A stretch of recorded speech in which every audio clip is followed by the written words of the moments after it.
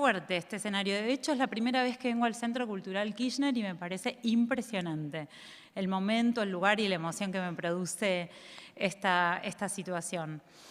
Les cuento que estuvimos haciendo en el marco del proyecto Ballena el taller de lecturas acompañadas junto con un montón de personas que se acercaron a la obra de Rita. Y se acercaron a la obra de Rita por el inmenso cariño que Rita provoca, pero también la enorme potencia de su palabra, ¿no? Una palabra que pone e ilumina los silencios, mejor dicho, una palabra que nombra lo que antes no estaba nombrado, ¿no? En el taller decíamos que a veces la cuidadosa, profunda, consecutiva obra de Rita Segato nos ayuda a ver que antes había un elefante en la sala. Esto que no se nombraba, ahora tengo las palabras para pensarlo. Y esas palabras se las debemos a una pensadora incansable, comprometida, audaz y profundamente poética. Voy a leer brevemente algo de su trayectoria y les voy a compartir que Rita Laura Segato nació en Buenos Aires el 14 de agosto de 1951. Es escritora, antropóloga y activista feminista residente en Brasilia y en Tilcara. Se la reconoce como una de las antropólogas feministas más famosas de América Latina. Qué fuerte la palabra, más famosas. De hecho, habíamos hecho en uno de los talleres, el título era Rita Segato, una profesora que alcanzó la fama mundial, porque estoy segura de que Rita nunca se propuso la fama como objetivo. Rita es profesora emérita de la Universidad de Brasilia e investigadora senior del Consejo Nacional de Ciencia y Tecnología de Brasil. Es actualmente titular de la cátedra Rita Segato de Pensamiento Incómodo de la Universidad Nacional San Martín y de la cátedra Aníbal Quijano del Museo Reina Sofía de Madrid. Recibió los premios latinoamericanos y del Caribe de Ciencias Sociales Claxo 50 años en el año 2018. Daniel Cosio Villegas de Ciencias Sociales del Colegio de México, Franz Fanon de la Asociación Caribeña de Filósofos por su trayectoria 2021 y Pensamiento Argentino de los Premios Democracia, entre otras distinciones como por ejemplo 7 doctorados honoris causa. Voy a mencionar brevemente algunas de sus obras que fueron traducidas al francés, al inglés, al alemán y a tantas lenguas. Escribió Santos y Demonios, Politeísmo afrobrasileño y la tradición arquetipal, las estructuras elementales de la violencia, la nación y sus otros, la escritura en el cuerpo de las mujeres asesinadas en Ciudad de Juárez, las nuevas formas de la guerra y el cuerpo de las mujeres, la crítica de la colonialidad en 8 ensayos y una antropología por demanda, y la guerra contra las mujeres y contra pedagogías de la crueldad, entre otras obras. Esta noche, no sabemos bien de qué nos va a hablar Rita, pero les voy a leer el título de su conferencia, que es Patriarcado, Extractivismo y la cosificación de la vida. Y entonces me toca decir que el cierre del proyecto Ballena va a estar a cargo de la doctora Rita Laura Segato, a quien invitamos a pasar al escenario.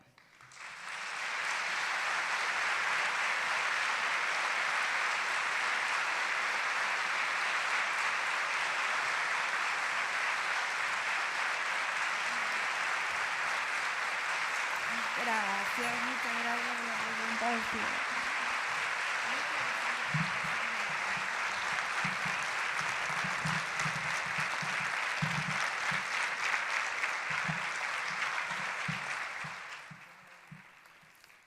Bueno, buenas tardes, buenas noches. No canto, no toco instrumento, no, solo hablo. Espero no decepcionar a este público en este lugar tan hermoso y tan significativo y sobre todo tan próximo de la más bella estatua de la ciudad de Buenos Aires, que es la de Juana Zurduy, de mi amigo Andrés Cerneri. Qué maravilloso monumento. Entonces, preparé aquí 3 temas. No sé si voy a llegar al tercero. Son 3 porque son tres cuestiones, 3 cosas de las cuales tenía ganas de hablar. No sé si ustedes saben que yo soy una gran admiradora de Elizabeth Costello, ¿no? El personaje de Coetzee, que invitada a hablar siempre hablaba sobre lo que se le daba la gana. Entonces, en este caso no pudo ser distinto y van a tener que tener un poquito de paciencia conmigo. Voy a tratar de 3 temas que concentran mi atención en los últimos tiempos. Como dije, a lo mejor no llego porque no pude calcular bien el tiempo que voy a tomar en el primer tema. Ellos tienen que ver con política, religión y filosofía. Y culminan con una percepción más amplia del extractivismo y su precepto, que es la cosificación de la vida. Patriarcado, colonialidad, pedagogía de la crueldad, cosificación de la vida y extractivismo de la naturaleza y de los cuerpos de las mujeres son los elementos de lo que llamo la ecuación perfecta del poder. Ellos están articulados y encadenados en una red, en una ecuación que cuando la entendemos, yo creo que entendemos diversos aspectos muy importantes de la realidad. Por eso, como subtítulo del tema central, del tema general con el que esta conferencia figura en el programa, yo hice unos cambios, no voy a hablar exactamente de la manera en que está descrita en el programa. En el momento en que empecé a pensarla y a desear contarla, hablarla, entendí que ella trataría de, en primer lugar, lo político y la política. ¿Qué es política? ¿Qué es lo político? En segundo lugar, el tema de la religión y el cosmos. Son lo mismo. Y en tercer lugar, la importancia de filosofar, con una breve mención de Hannah Arendt. Como siempre, voy a pasar por algunos trayectos autobiográficos para enhebrarlos con percepciones, concepciones y modelizaciones que forman parte de mi trabajo en el campo de las humanidades, articulando mi activismo feminista con otros temas propios de los activismos contemporáneos. Les pido que tengan un poco de paciencia conmigo, pues sé con precisión a dónde me dirijo. Entonces viene el primer cuento. En 2007 participé en la Universidad de Stanford de un histórico encuentro con activistas mexicanas y centroamericanas, como por ejemplo Lidia Cacho, Elena Poniatowska, Marcela Lagarde y representantes de organizaciones de parientes de mujeres desaparecidas en Ciudad Juárez. El encuentro se llamó Feminicide Sanctioned Murder, o sea, asesinatos autorizados. Y como les digo, fue en 2007. Pero, ¿por qué estoy mencionando esto aquí? Porque en esa reunión encontré y conversé durante un día entero con una gran activista guatemalteca llamada Norma Cruz. Norma había sido ya indicada para el Premio Nobel, es una mujer muy conocida en su país y con una trayectoria muy particular.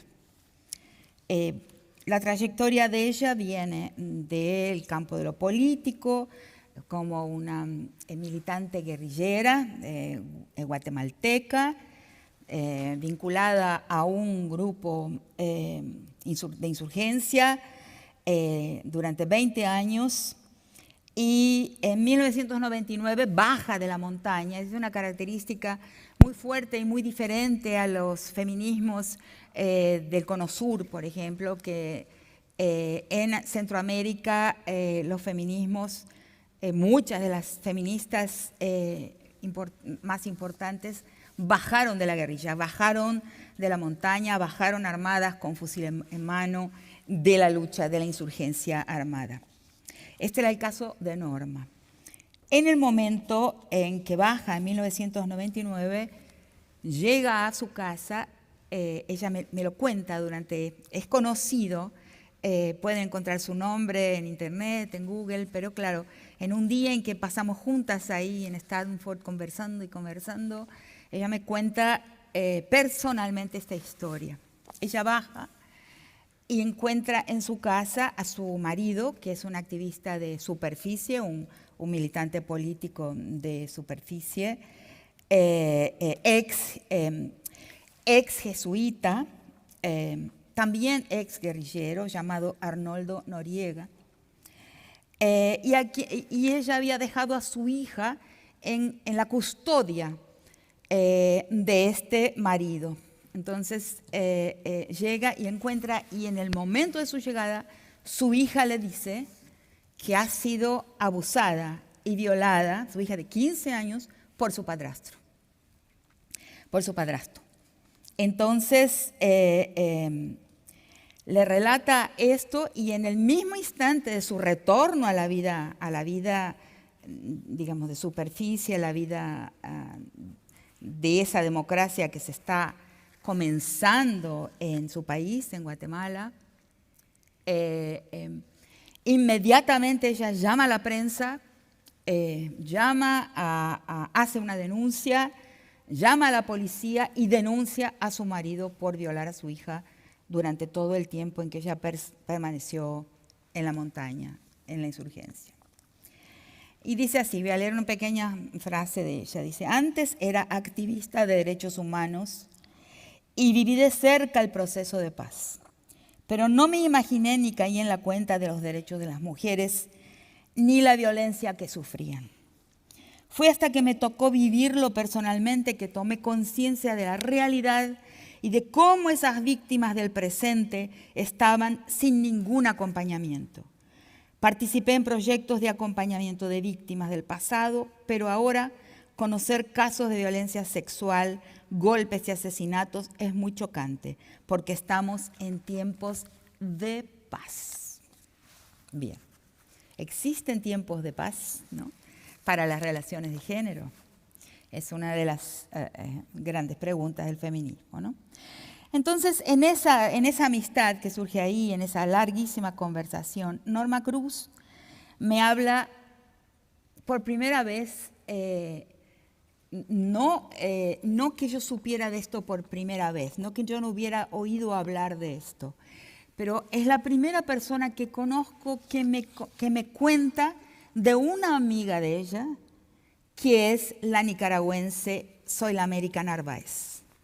Y que es imposible, es algo, digamos, inaceptable que el mundo, que nuestros países, que las feministas de nuestros países no sepan quién es Zoilamérica Narváez, que además su nombre, por una de esas grandes coincidencias, sincronicidades de la vida, se llama Zoilamérica.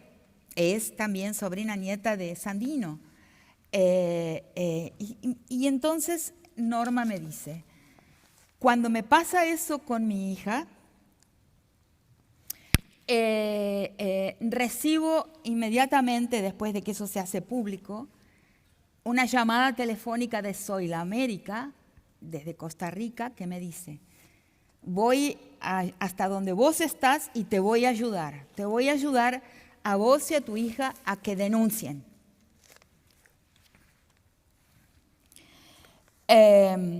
Y llega y conviven, se queda más de un mes con ellas, dándole apoyo en esta situación tan complicada.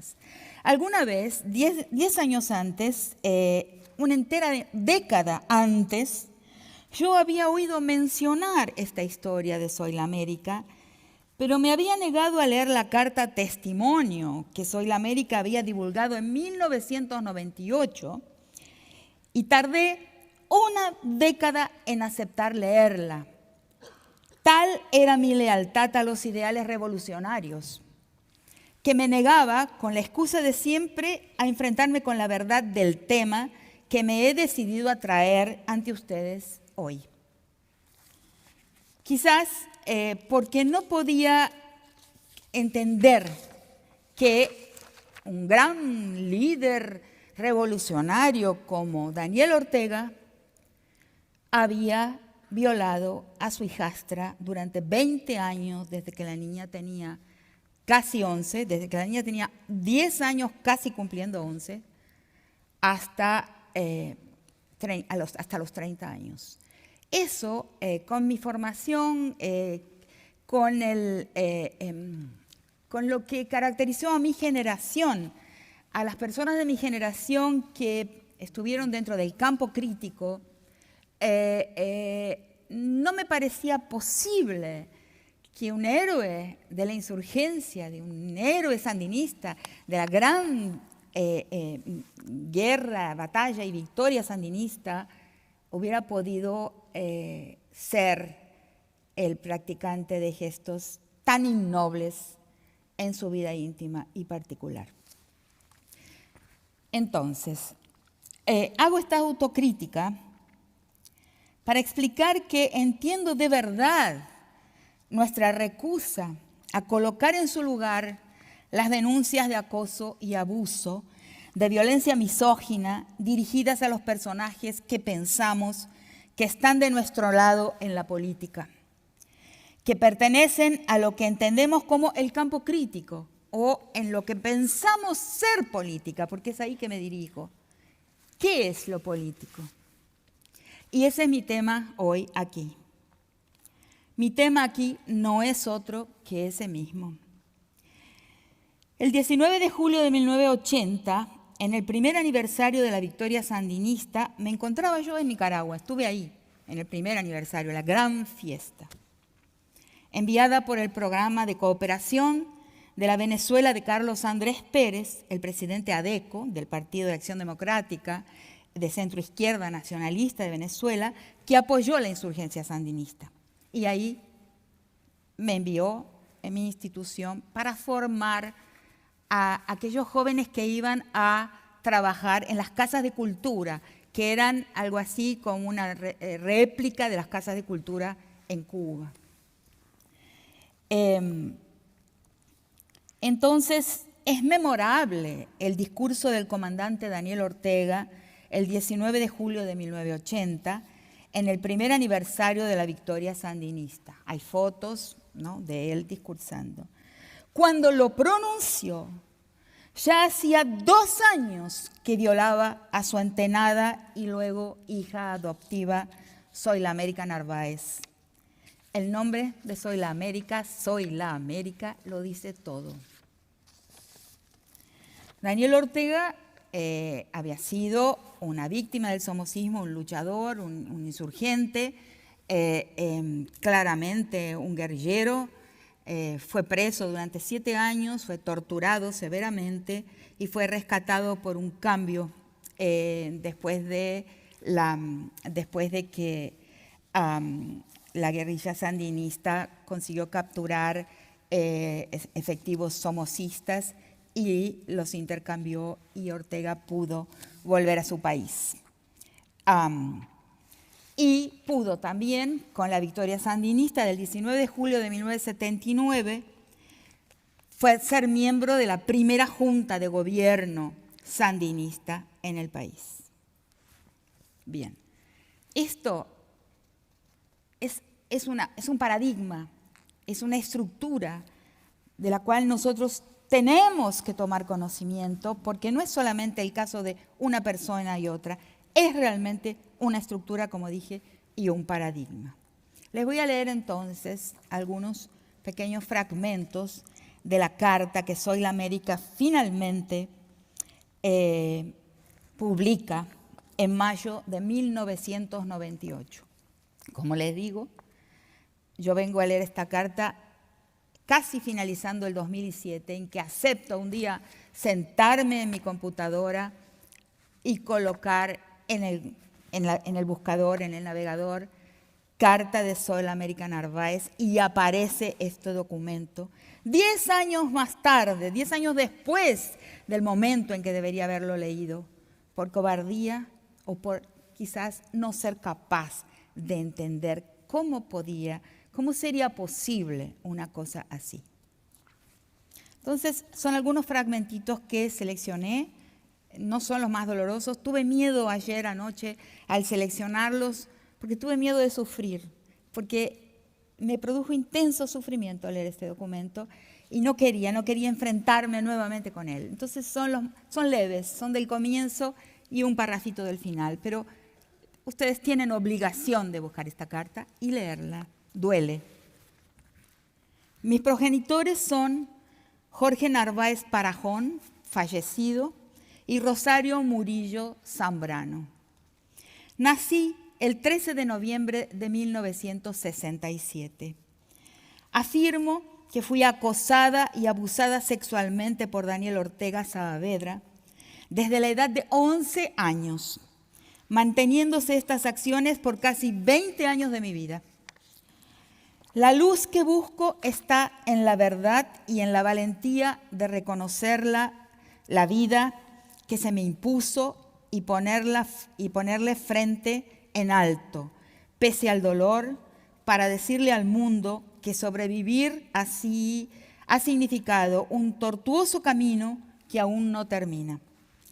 He tenido que sumergirme en lo más hondo de mis fragilidades y secuelas para adquirir fortaleza y la inspiración que necesito para enfrentar mi realidad y abrir nuevos capítulos de mi existencia. Existencia que en el pasado tuvo un alma profundamente quebrantada, pero resistente a la muerte. Fui sometida a una prisión desde la propia casa donde reside la familia Ortega Murillo, a un régimen de cautiverio, persecución, espionaje y acecho con la finalidad de lacerar mi cuerpo e integridad moral y psíquica. Mi silencio fue la expresión de un ambiente propio de la clandestinidad y la aplicación de una férrea secretividad. Daniel Ortega, desde el poder, sus aparatos de seguridad y recursos disponibles, se aseguró durante 2 décadas a una víctima sometida a sus designios y voluntad individual. Fui sometida a una prisión desde la propia casa donde reside la familia Ortega Murillo, a un régimen de cautiverio, persecución, espionaje y acecho con la finalidad de lacerar mi cuerpo e integridad moral y psíquica. Mi silencio fue la expresión de un ambiente propio de la clandestinidad y la aplicación de una férrea secretividad. Daniel Ortega, desde el poder, sus aparatos de seguridad y recursos disponibles, se aseguró siempre durante 2 décadas a una víctima sometida a sus designios y voluntad individual. Se duplicó este párrafo. Fue en este país y en los primeros meses que él se vinculó a nosotros, que comenzó su acoso con bromas y sugerencias de juegos malintencionados en los que me manoseaba y obligaba a tocar su cuerpo. Luego, cuando el tiempo fue avanzando y se me presentaron las primeras manifestaciones de menstruación, decía: vos ya estás lista, sin que interviniera confianza ni relación de afecto alguno. Después me asaltaba sorpresivamente en lugares oscuros para tocarme y durante mis baños me espiaba por encima de la cortina, escondiendo mi ropa interior y bromeando con ellas. Algunas veces llegó a hacerlo en público. En muchas otras ocasiones amenazó con penetrar al baño, estando yo adentro, advirtiéndome de que probaría lo que era bueno. Y por ahí siguen, esto es lo más liviano de las 34 páginas que componen esta declaración y este testimonio. Son 34 páginas de infierno, 20 años de sujeción sexual y de todos los tipos. 34 páginas escribí aquí de este testimonio detallado y escalofriante, nauseabundo y enfermante, de los dichos y actos así llamados íntimos de un héroe revolucionario. Cuando finalmente Soy la América la publica, tiene 31 años.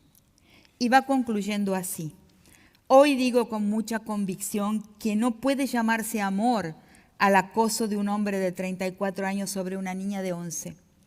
No puede llamarse amor a la violación consumada en el acto y prácticas sexuales degradantes.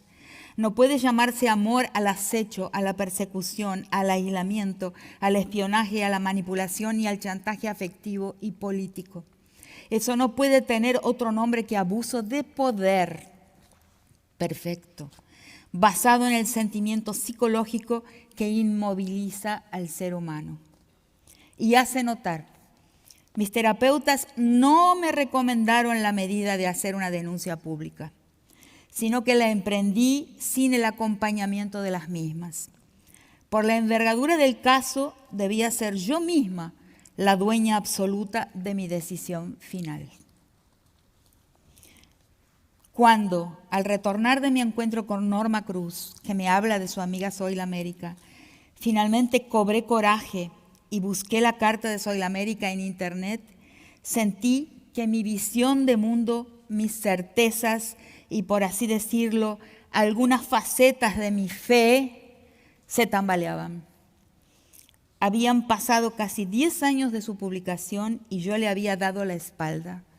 También sentí vergüenza, quizás culpa también. Entonces, hablar de esto es muy importante.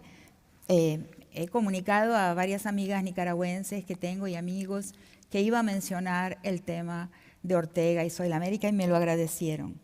No se entiende por qué no circula, no se entiende por qué un país como el nuestro, con un feminismo tan activo, tan importante, no abre los brazos para recibir esta denuncia. Hay que entender por qué, ¿no? Podemos decir son lealtades divididas, pero también podemos hacer el ejercicio que yo pretendo hoy hacer aquí, incompleto, o proponerles que lo hagan, de entender que hay un error en lo que consideramos ser la política, ¿sí? Y es posiblemente por ese error que nuestras revoluciones, aquellas revoluciones en las que tanto creímos, no llegan a destino. O sea, todas hasta hoy, Cuba, Nicaragua, Venezuela, mueren en la playa. Porque hemos defendido un punto ciego de la visión.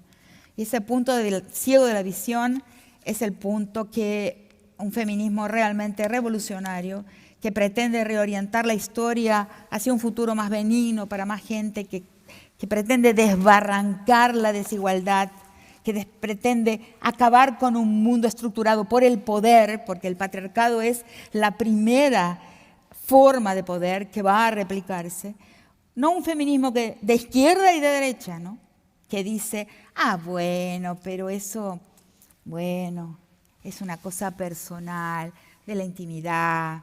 No, esto que acabo de relatar forma parte de lo político plenamente, y hasta que no lo reconozcamos así, no vamos a caminar en la historia. La historia siempre nos va a presentar una valla adelante nuestro. Y ahí, claro, es innegable que en esto que acabo de mencionar hay ecos de Marvis. Hay ecos de Marvis. En estos días he mencionado a algunas personas que supongo que son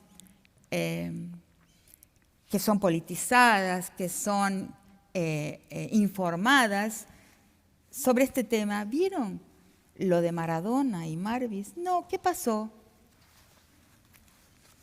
Bueno, ¿no? Es del campo de lo íntimo, de lo privado. Esto es lo que es necesario retirar de ese lugar. No es el campo de lo íntimo y de lo privado, es del campo el tema de estas conferencias, de este ciclo, de la cosificación de la vida, del extractivismo, porque el extractivismo y la cosificación también son la economía que explota, retira soberanía y araña el cuerpo de las mujeres. Eso lo tenemos que pensar. Si no consigo convencerlos, pero les pido que los piensen.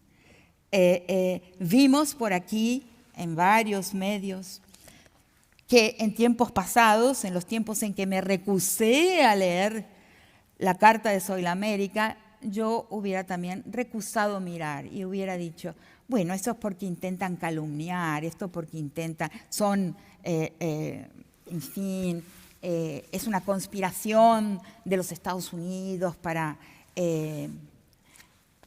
descalificar a nuestros héroes, las personas que consideramos con respeto por sus posiciones políticas.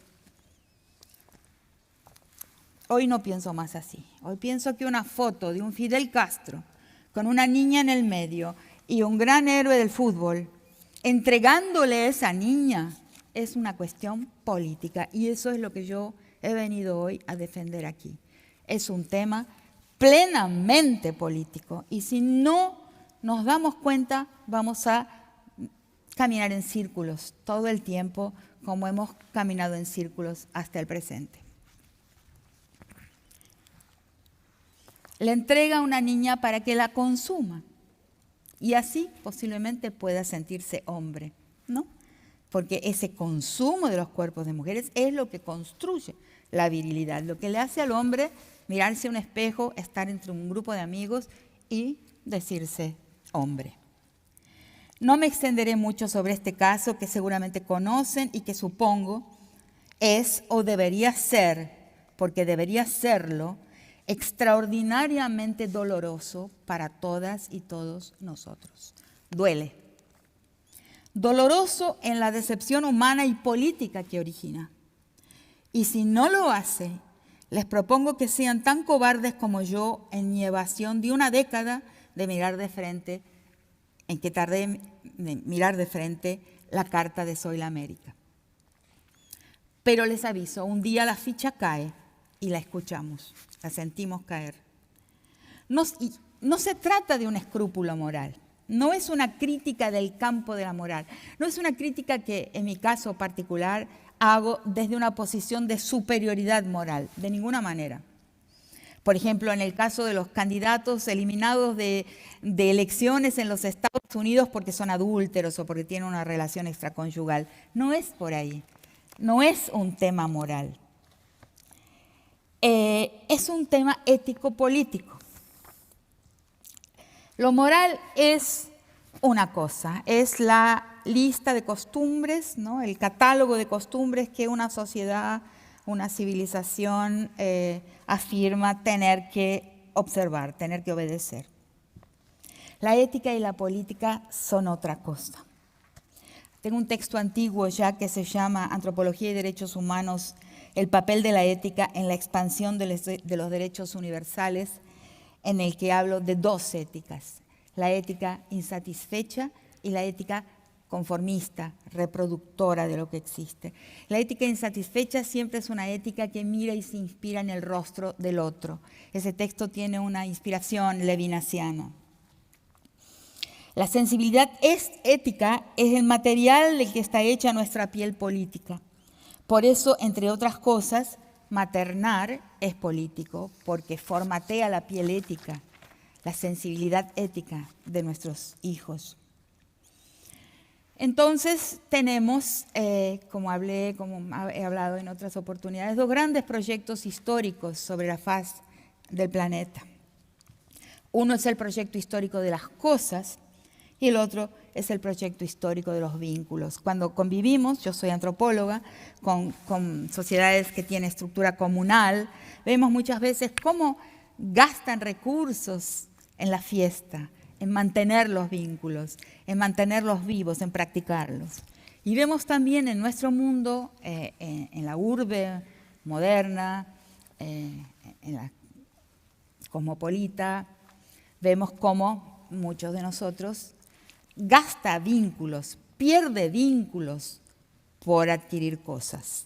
Son proyectos encontrados, son proyectos en tensión y todos y todas nosotros vivimos y nosotras con un pie en cada uno, en el proyecto histórico de la adquisición y del consumo y en el proyecto histórico de la vincularidad. Están en conflicto y nosotros los vivimos en conflicto y caminamos por los dos caminos, aunque llega un día en que la guillotina cae, como es una frase de Zizek muy interesante sobre otro tema, en que la guillotina cae, un día en que la decisión hay que tomar. ¿En dónde gastaré? ¿Gastaré cosas en los vínculos o gastaré vínculos en las cosas? Pero entonces, en el proyecto histórico de las cosas, el sujeto que está plenamente ahí acaba cosificado también. Él mismo, ese sujeto se despersonaliza porque en su mundo solo existe la meta de la cosificación. En cuanto el sujeto vincular que se empeña en preservar sus vínculos se vuelve cada vez más persona. Y aquí llegamos a la modelización de estos temas, es decir, a la teoría. Porque lo que estoy criticando aquí no son personas, sino estructuras. Eso es lo importante, eso es lo que hay que entender. Es la estructura de un mundo, y muy especialmente la estructura de la política, lo que estoy criticando en este intento difícil para mí, incómodo. Me siento incómoda, no es fácil para mí exponerme. Mucha gente me lo advirtió, no, pero lo siento necesario y es lo que tengo ganas de decir. Porque creo indispensable que tomemos conciencia de que existe un error en la estructura de lo político. Y ese error es donde radica realmente el binarismo. Porque inclusive dentro del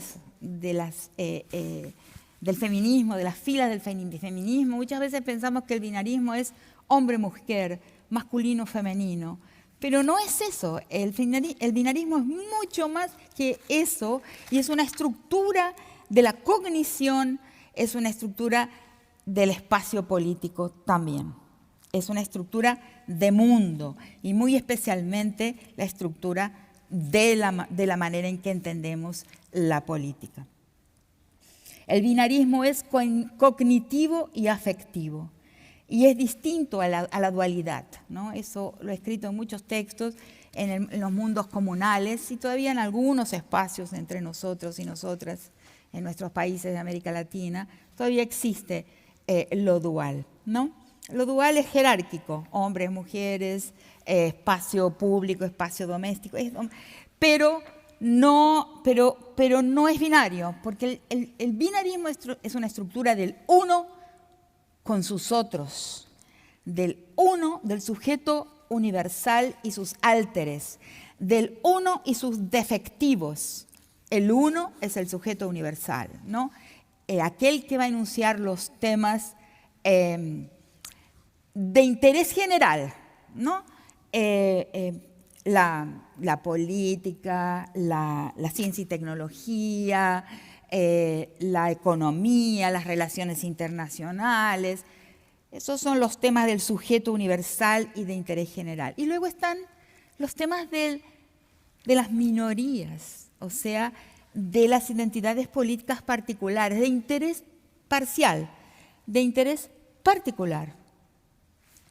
Las mujeres, incluyendo la violencia contra nosotras, los negros, los indios, en fin, las sexualidades divergentes, no normativas, y todo ese círculo de álteres o de defectivos del sujeto universal que llamamos minorías. Esa estructura de la política tiene que cambiar, tiene que caer, y ha sido un error de los movimientos sociales, un error respaldado por el paradigma del multiculturalismo del norte, que nos ha llevado a pensar que pensar el mundo en términos de un sujeto universal y sus minorías era una gran cosa para defender a las minorías. Pero está equivocado. Y eso es lo que nos empuja y nos miente cuando pensamos que delitos severos ejecutados, practicados contra las mujeres, son temas de interés particular. Y ahí de nuevo los reenviamos al campo de la intimidad y de la particularidad y de la privacidad. Eso domina nuestra comprensión de la política y es por eso que no podemos ver que determinados gestos malignos, depredatorios, extraccionistas, cosificadores y crueles sobre el cuerpo de las mujeres, en realidad son del campo de la política en el centro, o sea, en el centro de un ágora que es universal. Tenemos una gran dificultad en destruir, en desconstruir esta falsa visión de lo político y de lo menos político. El tema de Soy la América, el tema de Marvis, tienen que ser temas introducidos y considerados como temas del escenario político en su plenitud. Y eso es lo que vengo justamente a hacer el esfuerzo y un poco incauto de proponerles. Entonces, ¿dónde radica el binarismo? En la estructura del mundo y muy especialmente en la estructura de la política. Es cognitivo y afectivo y es distinto a la dualidad. Porque el sujeto que nos representa a todas y todes y todas, siempre digo las tres cosas porque yo no soy todes, yo soy todes, yo soy una mujer. O sea, el todes, hay una crítica ahí circundante que no es el tema de hoy, de cuanto a la neutralización de la posición de o y de la puede llevar a la desaparición de una historia política que es la historia de las mujeres. Es un tema en discusión, no he llegado a mi conclusión, pero siempre hablo de todos, todas y todes, o sea, y de todas las formas de deseo y sexualidad que habitan en el mundo y entre nosotros. Entonces, ese sujeto que nos representa a todos, todas y todes tiene forma, tiene cuerpo en el imaginario, es hombre y está titulado como tal. Él va a vocear las verdades y trata de los temas del interés general. La política a derecha y a izquierda, la economía, la seguridad, como dije antes, la ciencia y tecnología. Entonces, a partir de ahí, nuestro cuerpo de las mujeres pasa a ocupar ese lugar de residuo, de margen de lo político, de no plenamente político, y somos pasibles de cosificación, despersonalización y extractivismo. Cuando pensamos en el extractivismo de la naturaleza, no olvidemos, cuando una mina se instala en un lugar para comenzar su trabajo de extracción, antes compra domicilios para instalar burdeles. La afinidad entre el extractivismo en el cuerpo de las mujeres y el extractivismo en la naturaleza es muy, muy fuerte. Y las corporaciones mineradoras, petroleras en la Patagonia lo saben muy, muy bien.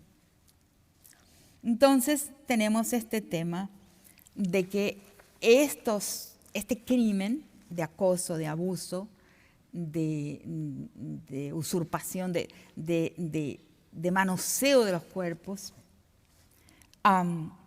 es un crimen menor. Y tenemos que entender por qué es un crimen menor y retirarlo de esa posición. Entonces, este es el tema que le quería hablar en primer lugar, de qué se revela con esto, dónde radica el mal, dónde se encuentra escondido o esqueleto no armario, como se dice en portugués, en un error de la concepción de la política, en su estructura binaria.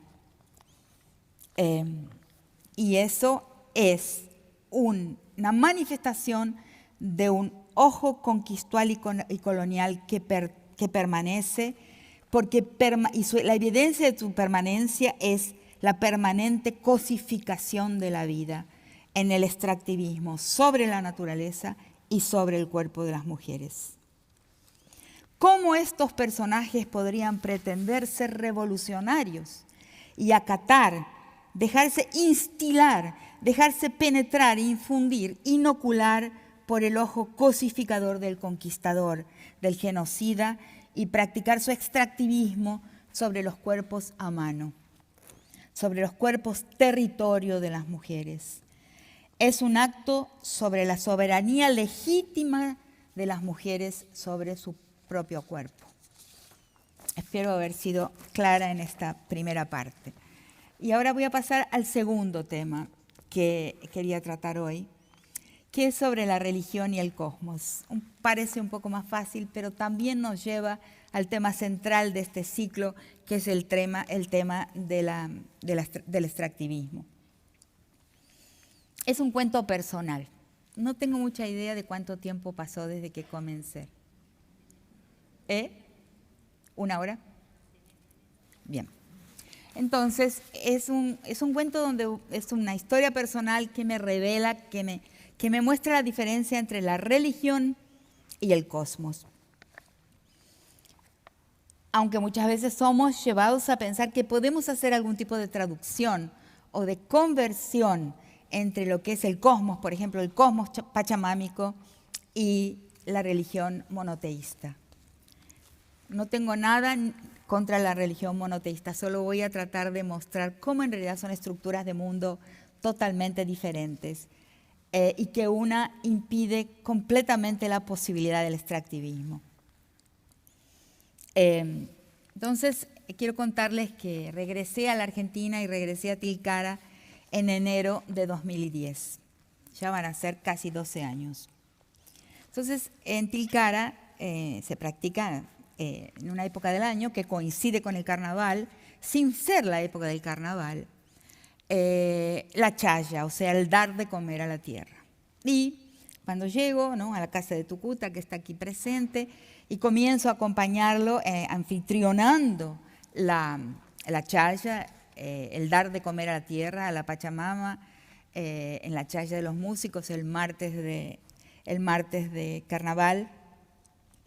Lo hago durante 1 año, lo hago durante 2 años, y al tercer año me entran estas dudas características de la sujeta occidental que busca coherencia y que no sabe entonces qué está haciendo ahí. Entonces, si la Pachamama es la Virgen María, si Inti es el Dios creador todopoderoso del cielo y de la tierra, es lo mismo, entonces es lo mismo, pero con otros gestos, con otros rituales, pero es la misma cosa. Empecé y experimenté un enorme y perturbador conflicto por pensar entonces que me estaba engañando a mí misma y que todo aquello era en realidad una reproducción de lo mismo, pero con otros rituales. Entonces me sentí muy mal y decidí no participar más de aquel evento, de aquella fiesta, y tuve un sueño. Esta parte es un poco más agradable y divertida que la anterior. También la digo con más placer. Entonces, una noche de febrero del 2014, aquí anoté en 2013, me fui a dormir y en el medio de la madrugada me desperté con la respuesta a mi problema.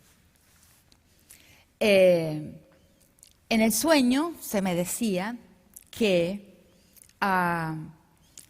los dos mundos eran totalmente distintos, porque la divinidad monoteísta, el sueño me lo dijo, es algo extraordinario, ¿no?, porque sola no hubiera sido capaz de pensarlo jamás. El sueño me dice, la divinidad monoteísta, Dios, todopoderoso, omnipotente, creador del cielo y de la tierra, tiene generación independiente. O sea, Él aparece en el mundo, aparece en la inmensidad, en el cielo, donde sea que lo queramos colocar, y crea todo lo demás. En el mundo pachamámico, lo que ocurre es algo totalmente diferente, porque lo que hay es una cogeneración de todos los elementos. O sea, en un momento surgen estos 4 elementos que toda persona que practica la chaya, a la Pachamama en el mundo andino, los va a mencionar siempre: tierra, aire, agua y el sol. Y esos 4 elementos se generan simultáneamente en la creación del cosmos, por lo tanto no tienen una generación independiente como el Dios monoteísta, sino una gestación codependiente. Entonces, cuando me despierto empiezo a pensar en estos 2 dichos de mi sueño: generación independiente, codependiente, claro, dan orígenes a mundos totalmente diferentes. Eso a pesar de los intentos de traducción, por ejemplo, por la Iglesia Católica que intenta hacer traspases buscando analogías y equivalencias entre los elementos de los dos mundos, ¿no? Pero ¿qué significa que un Dios tiene una generación independiente? Que Él va a surgir. Y aunque el mundo se acabe, y aunque nunca nadie más se bautice ni tome la primera comunión, y aunque nunca nadie crea en Él, Él no va a ser destruido, porque Él no tiene una relación de total reciprocidad con lo existente. Él necesita, pero es un Dios solo, es un Dios solitario. Seguí entonces en lo que el sueño me mostró y lo creo, tiene lógica para mí. Por el otro lado, elementos que se cogeneran en el cosmos simultáneamente, la tierra, el aire, el agua y el sol, tienen una relación de interdependencia y nos enseñan a un mundo de reciprocidad. O sea, como los fisiócratas decían mucho tiempo atrás, y no fue un camino que la historia siguió, infelizmente, optó el mundo, siguió por el camino del capitalismo, se impuso, pero los fisiócratas hablaban de una relación de reciprocidad con la tierra.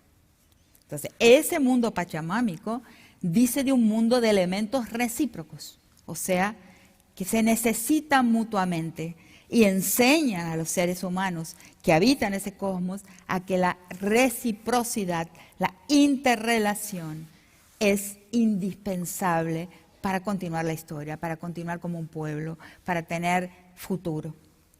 Son totalmente diferentes porque en el mundo monoteísta es un mundo que, si uno lo piensa bien, lleva a la consumición del otro, o sea, lo tendré que integrar de alguna forma. Y todas nuestras disciplinas, la antropología misma es una consecuencia de esa mirada del occidente al otro como un problema que voy a tener que incorporar, que voy a tener que de alguna forma traducir a mi universo, o voy a tener que destruirlo. El otro es problemático para el occidente. Es problemático para el monoteísmo y lo vemos en los infinitos gestos de la Iglesia y de las otras iglesias también. Es un tema muy complejo para tratarlo hoy, pero vemos en los infinitos esfuerzos para lidiar con la cuestión del otro. O sea, o traducir mis personajes, mis divinidades, mi divinidad, mis personajes del credo al universo del otro, o traducir los elementos del universo del otro a mi universo, a mi fe, a mi teología, pero es necesario unificar el mundo. En el lado del cosmos pachamámico, no es necesario. Y ahí empiezo a pensar y a preguntar a amigos, a un amigo que debe estar por aquí, a Pepe Tassat, le cuento esto. Y digo, pero ¿cómo se hace? ¿Qué significa esto? Y él me habla por primera vez de la lógica paraconsistente. Entonces, el mundo monoteísta es regido por una lógica consistente. O sea, si A es verdad, no A no es verdad. Es una lógica exclusiva y monopólica, ¿no? Lo que no se rinde a ese monopolio de un solo Dios, una sola verdad, una única forma del bien e inclusive una única forma de belleza, lo que no se entrega y lo que no se rinde es un problema, es una piedra en el zapato. Tendrá que ser o deglutido o tendrá que ser eliminado. Allá en el fin del camino, el monoteísmo está profundamente vinculado al genocidio. Del lado de los pueblos no es así, porque la lógica es paraconsistente. A es verdad y no A también puede serlo. Y es por eso que vemos la grandeza y capacidad de resistencia y sobrevivencia a 500 años de masacre, por parte de los pueblos originarios, porque su lógica les permite creer en A y también creer en no A. Ahí existe una superioridad. No hay un monopolio ni del bien, ni de la verdad, ni de la dignidad. Vemos, y eso lo he visto como antropólogo en una cantidad de pueblos, y sobre todo el pueblo con el que conviví muchísimos años en el mundo afro-brasilero, en Brasil, que la iniciación en la vida del candomblé pasa por visitar una iglesia también, o 7 iglesias. No hay, la contradicción no elimina al otro. Se puede vivir dentro de lo que algunos autores occidentales han llamado el espíritu trágico, o sea, se puede caminar por la contradicción, se puede vivir en la contradicción. Los pueblos lo saben, al occidente le cuesta. Entonces el occidente, ahí está también un camino de cosificación de la vida, porque todo aquello que es el no yo, que es el otro, que es la diferencia, se transforma en esa piedra en el camino, en esa cosa, en algo que puedo explorar, que puedo, del cual puedo extraer, ¿no?, una posición para la posición del sujeto universal, del sujeto blanco, del sujeto colonial, del sujeto imperial. Hay una gran conexión entre la cosificación del mundo, el extractivismo y la visión monopólica de que solo se puede ser humano de una forma. En el otro mundo, en el mundo recíproco, el otro tiene una posibilidad de existencia en su diferencia. Ahí tenemos otra cuestión que me parece que tal como la política y los errores de la estructura del mundo, de la política como la conocemos, y también de la estructura del sujeto monopólico de la verdad, que va a manipular el mundo a partir, y lo va a digerir, lo va a consumir a partir de su verdad, tenemos un segundo caso de problema de la forma en que vemos la realidad. Y el tercer punto que quería comentarles hoy, y que me ha llamado la atención y sobre el que he trabajado en los últimos tiempos, es el problema que quizás no estamos viendo como deberíamos verlo, porque es importantísimo para defendernos, que es el tema del absoluto declinio, de la falencia del discurso moral, de la absoluta caída y capacidad de convencimiento del argumento moral, del argumento beneficente, de la razón humanitaria. Y esto es real. Y esto debemos entenderlo como un tiempo sorprendente, o sea, como una fase de la historia sorprendente y de retorno, ¿no?, a lo que Hannah Arendt localizó en los orígenes del totalitarismo. Estamos en un momento de gran riesgo frente a esa falencia del argumento moral, a esa época del sábese quien pueda, porque estamos pensando, como y seré muy breve en esta parte, que los ejemplos son innumerables, ¿no? Desde el más clásico de todos, que es la Christine Lagarde del FMI, cuando, no fue ella misma, pero cuando el FMI que ella dirigía colocó el hecho de la longevidad como un riesgo para la economía. O sea, ahí vemos algo que se dice, que pasa a ser dicho, que pasa a ser explicitado y que fue sorprendente.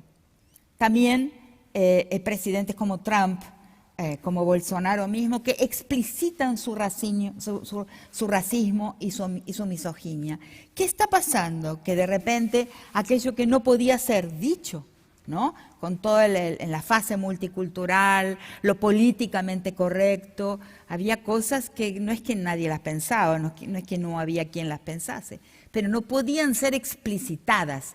No se podía decir sí soy racista, sí los negros son inferiores, sí las mujeres deben ser violadas. Y hemos visto presidentes que lo han dicho y que lo dicen. Entonces, ¿qué es eso? Eso es lo que estoy llamando un momento histórico de falencia de la razón humanitaria, de falencia del argumento moral. Y hay una cierta confusión del lado del campo crítico, del lado de las izquierdas. Hay algo que no estamos sabiendo entender muy bien, y para entenderlo, y de una forma breve, es necesario retornar a Hannah Arendt. Hannah Arendt, en Los orígenes del totalitarismo, y también en otro texto que después ella va a incluir en su texto final, en su segunda edición de Los orígenes del totalitarismo, que es Ideología y terror, una nueva forma de gobierno, que es de 1953.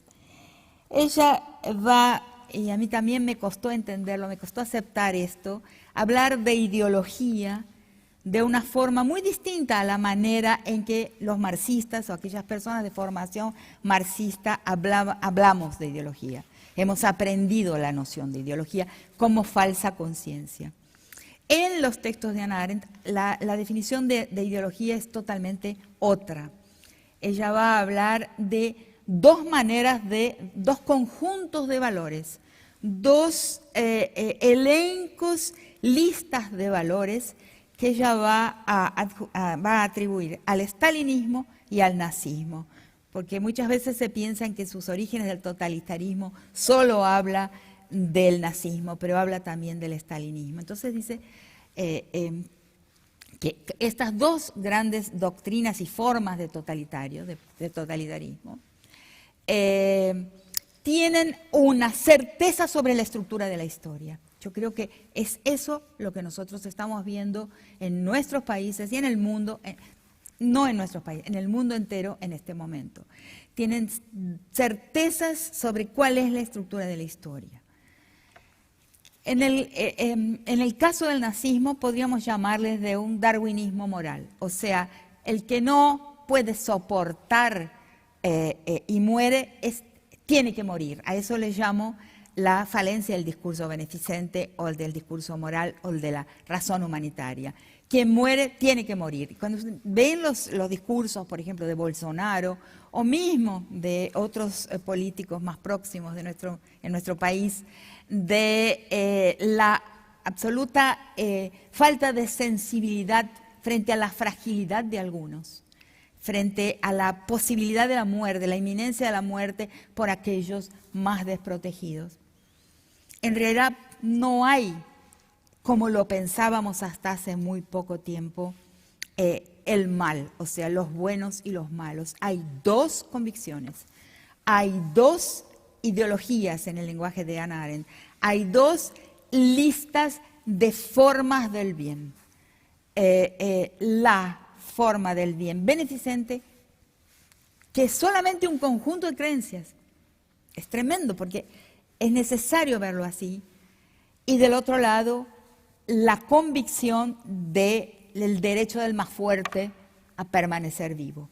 Entonces, estamos en un momento muy semejante a aquel descrito por Hannah Arendt para los primordios del totalitarismo.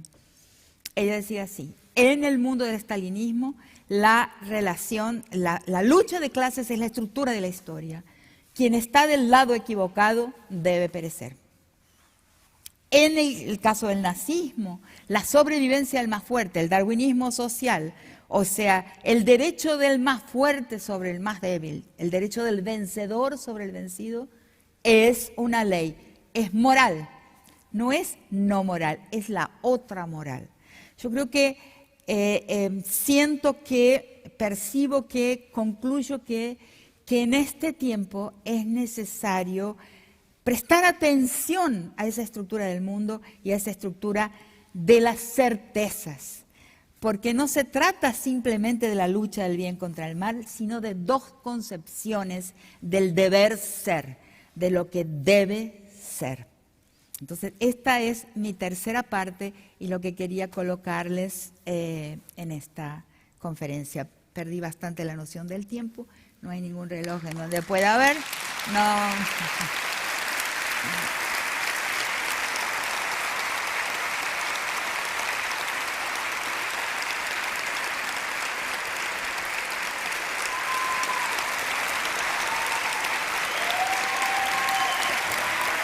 Ay, entonces le gusta. Entonces les gustó.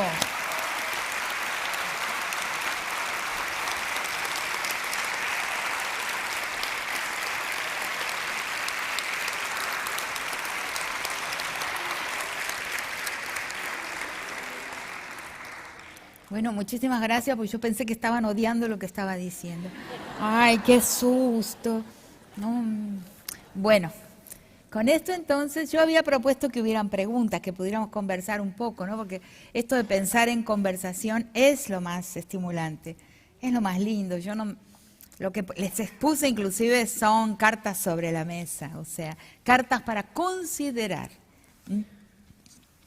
no certeza, y mucho menos la certeza moral. Detesto la plataforma de la certeza moral. Y eso lo aprendí de un autor, sé hasta el número de la página donde lo leí por primera vez, que es Edward Said en su libro Imperialismo y Cultura, cuando dice que el poder imperial no se basa. Cita a un autor, cita a un autor que en realidad fue un administrador colonial británico en la India. Y este administrador británico en la India dice, lo que permite colonizar, lo que permite dominar un pueblo, no es ni la superioridad tecnológica, ni la superioridad intelectual, ni la superioridad bélica, etcétera, del pueblo que va a dominarlo, sino la superioridad moral. Cuando leí esto me di cuenta de que cualquier gesto de superioridad moral sobre los otros es un error, y es una pretensión de poder. Entonces no es desde esa posición que hablé y que jamás hablo, inclusive hablé con miedo también por lo que iba a decir, pero sí como una advertencia de 3 temas en los que debemos pensar, y sobre los cuales debemos dudar de nuestras certezas, ¿no? Mirarnos en el espejito de la reina mala, que al final es un instrumento, es un utensilio de la reina en los cuentos de hadas. O sea, las humanidades tienen ese papel. Las humanidades le ofrecen al mundo y a la gente ese espejo de la reina mala que muestra cuáles son los puntos ciegos del pensamiento de una sociedad. Entonces, con esto yo me voy.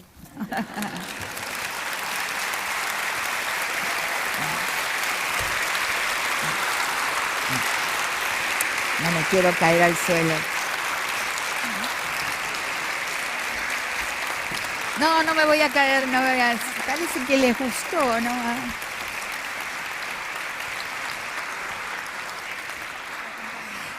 Los actores por lo menos hacen una reverencia ya. Gracias. No.